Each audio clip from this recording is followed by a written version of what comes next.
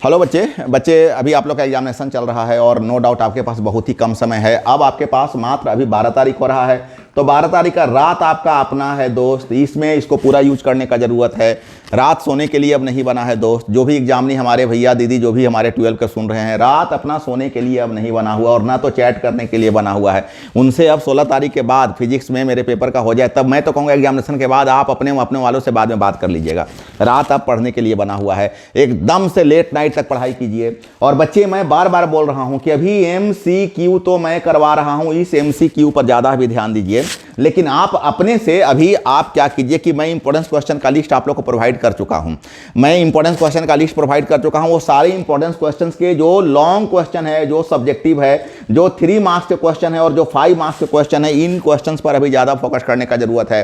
क्योंकि डेराइवेशन आप 1 minute 2 minute में नहीं कर सकते हैं। ऑब्जेक्टिव तो किया जा सकता है। ऑब्जेक्टिव को तो क्या है कि 4 बार मैं ही बोल दे रहा हूं क्लास लेते समय, मैं ही कम से कम 500-600 ऑब्जेक्टिव भी करवा दे रहा हूं लगभग। तो ऑब्जेक्टिव तो आपका MCQ तो लगभग आपका हो जाएगा। मैं पूरा का पूरा अभी आपका PYQ करवा दे रहा हूं, मैं पूरा का पूरा क्वेश्चन बैंक करवा दूंगा, मैं पूरा का पूरा प्रीवियस मॉडल सेट करवा दूंगा, इस साल का मॉडल सेट करवा दूंगा।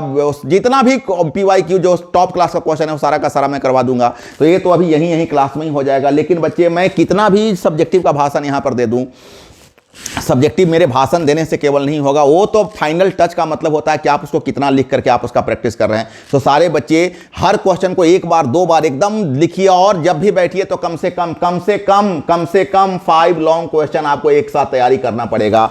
और अभी से मान लिए तो 12 तारीख की, अगर मैं 13 तारीख की बात करूं तो अभी आप ज्यादा कहीं अपना समय बर्बाद मत कीजिए। अगर 13 तारीख को आप फिजिक्स में अगर आप 10 घंटे का समय दे दें, अगर 10 घंटे का पूरे समय दे देना पड़ेगा, ये देना पड़ेगा। हंसने का मामला है नहीं, परेशान होने का मामला है नहीं, देना पड़ेगा 10 घंटे का।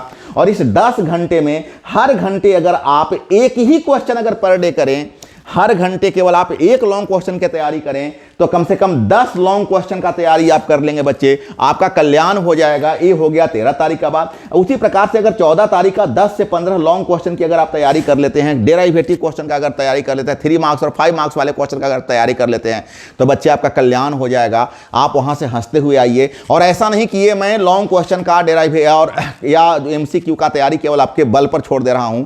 मैं इन सभी का अभी जैसे अभी मैंने क्लास लिया, अभी नेक्स्ट में मैं सब्जेक्टिव लेकर के आ रहा हूं, वहां पर भी मैं बहुत सारा चीज आपको बताऊंगा। तो बच्चे मुख्य मेरा कहने का समरी ये है कि PYQ मैं करवा रहा हूं और लॉन्ग क्वेश्चन आप लिख के प्रैक्टिस करते जाइए। जितने भी अच्छे क्वेश्चंस का जो एक स्लॉट मैं आपको दिया हूं, पूरे स्लॉट का आप तैयारी करते जाइए।